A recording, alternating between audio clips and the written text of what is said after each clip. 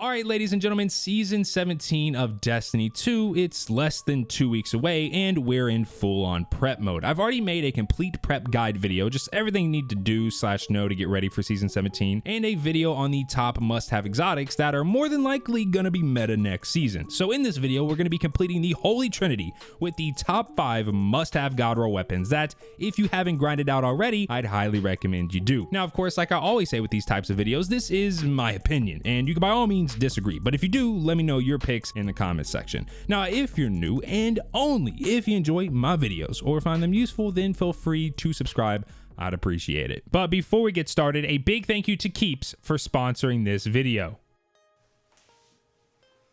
Hey buddy, you like those long luscious locks of yours, right? Who?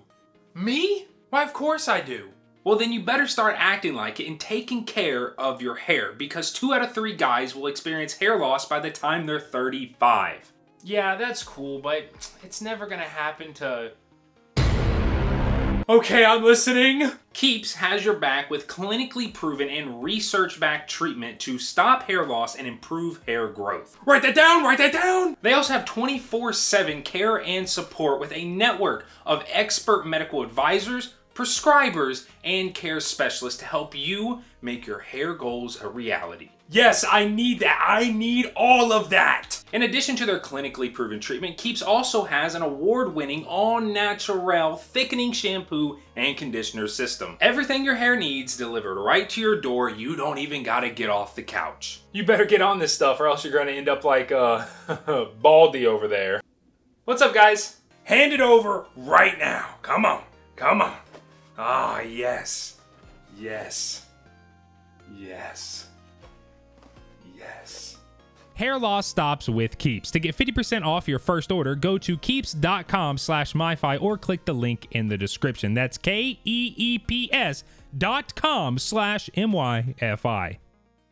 So first up at number 5, we have Crate. Now, I've made an entire video about Crate and its god roll, but if you're unaware what it is, Crate is a 720 RPM stasis auto rifle. The god roll is as follows: a mag perk / ricochet in column 2, overflow / subsistence in column 3, and headstone / one for all in column 4. Like I said, I've made a video. In fact, I've made videos on most of the weapons on this list. So if you want a more in-depth look on what roll you should be after depending on what you're doing with the weapon, then you can just search up that video plus MyFi and it should pop up for you. But my personal pick being overflow and headstone. Now, there's a few reasons why Crate made the list. First is that it's accessible to everyone. You don't need a certain DLC to get it. It's just a world drop. And second, it's just an amazing weapon on its own. Take Funnel Web, for example. By itself, it's a good weapon. And with a volatile round build, it becomes an amazing weapon. But with Crate, build or no build, it's just great. Crate, great. You're starting to see the connection here. In all seriousness, Crate is just an amazing ad clear primary that you can just throw on and you know it's gonna get the job done. Now, I know that I made the comparison with Funnel Web and a volatile round build, and I know you could make the same comparison with Crate and a stasis build, but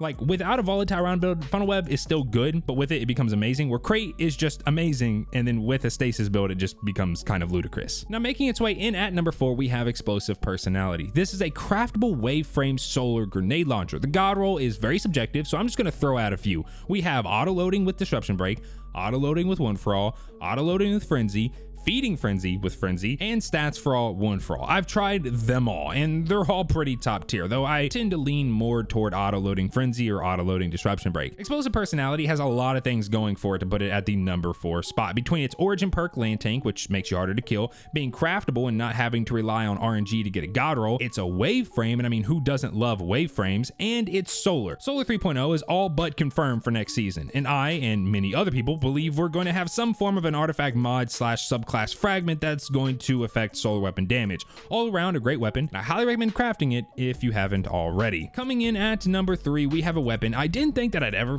talk about, but here we are. Retraced Path. It's an adaptive frame solar trace rifle, aka the Dares trace rifle. God roll, well, subsistence with some form of a damage perk, so either Golden Tricorn, One For All, or Frenzy. I'm personally recommending Golden Tricorn, as matching elemental grenades or charged melee kills will further its damage buff. And with this being solar, and well, solar Solar 3.0, you can probably tell where this is going. Let's also not forget that trace rifles are getting a buff and more than likely champ mods in season 17, or at least in an upcoming season. So we could very well see this thing rise up in popularity.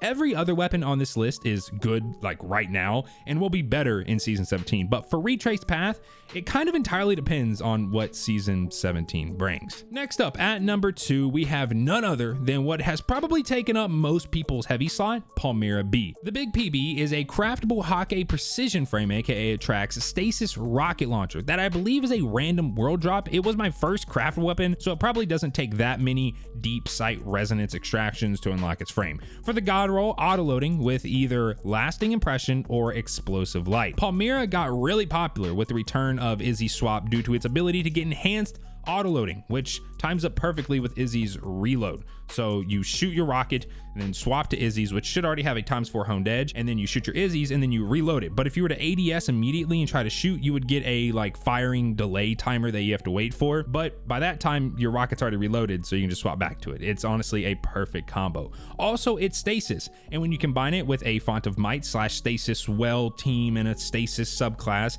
it can put out the damage. I don't see Izzy Swap going literally anywhere with season 17, or at least I hope it doesn't, because I love Izanagi's. So if you don't have a god roll crafted yet, I'd well get on that. Now, before we get to number 1, I wanted to mention some other weapons you might want to get before they leave and some honorable mentions. Gonna rapid fire these, so get ready. The weapons I recommend getting before they leave are the Palindrome Hand Cannon from Nightfalls, Shayura's Wrath and SMG from Trials, and the Messenger, which is a pulse rifle also from Trials. In my opinion, they're good weapons and worth getting. I'm not gonna discuss their god rolls as I have videos on those, and these are kind of just like, you know, most people probably know what these weapons are and probably already have them, but this is kind of just like a, hey, if you don't, like, you might want to go get them, because from what we're hearing, they're going to be gone for at least like 2 seasons before we see them again. Now, the honorable mentions. First is the Solar AR Summoner. Overflow, Rampage, or maybe even Golden Tricorn is my personal god roll. I mean, it's Summoner. We probably all know what Summoner is, and it's just honestly a really good AR. Plus, I mean, like I said, it's solar. Next is Hezen's Vengeance, a solar aggressive frame rocket launcher. If there is a stupid, powerful solar mod next season, this could very well replace Palmyra with Izzy Swap. God roll is auto-loading, or maybe even tracking / overflow if you prefer those,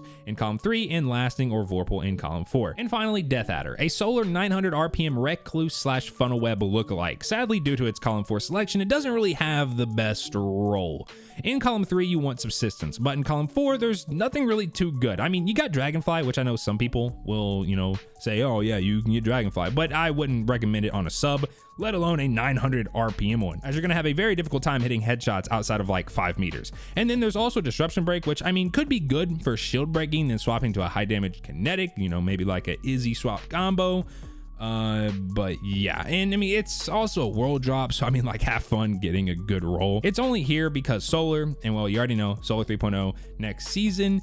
If there is something stupid good, then this gun could become stupid good. So I kind of had to throw it on the list. Now at number 1, Jamie, boot up a drum roll. Cataclysmic, or the Val Linear. Cataclysmic is a precision frame solar linear fusion rifle, and it's craftable. For the god roll, in column 2, you want a battery perk to increase the mag size. Column 3, 4 times the charm for 1 shot back after landing 4 precision shots. And column 4, bait and switch. Though I've heard some people prefer Focus Fury, so if that's you, then go for it. With a mag increase perk in column 2 and 4 times the charm in column 3, you're able to shoot upwards of like 10 shots without having to reload, and that's without a backup mag mod. So I mean, at that point, you might as well just throw on a boss spec, or if you have the adept version, then like adept big ones. Now, when it comes to bait and switch, it's a 35% damage increase for 10 seconds after dealing damage with all your weapons. Bait and switch is very easy to use when paired with something like a Wither Horde. Go into boss damage phase, shoot the boss with your primary, switch to Wither Horde and shoot, then switch to Cataclysmic with bait and switch and start dishing out tons of damage. Plus, you don't even really have to pay attention to the bait and switch timer, as you'll know when it's up when your Wither Horde either stops ticking the boss if you directly impacted it, or when it goes away on the ground if you shot it at the boss's feet or you just missed the direct impact. Cataclysmic is one of the best weapons in the game for DPS and damage. Plus, it's solar. And well, to think that this weapon could get even stronger next season, yeah, I definitely think that it deserves the #1. Hey, if you don't have this, you should probably go get it, even if you have have to suffer through LFG spot. But those are the top 5 God roll weapons you should have at the ready when season 17 drops on May the 24th. But like I said, if you disagree or think I missed a few, well then let me know down below. Also, just a heads up, this will probably be my last video before season 17, as there's not really too much to talk about, but starting on May the 24th, well, we're gonna be back to consistent uploads and just grinding the game. But yeah, thought I'd just let you all know. With all that being said, if you enjoyed the video, then feel free to drop a like, and I'll catch you all in the next one. Peace.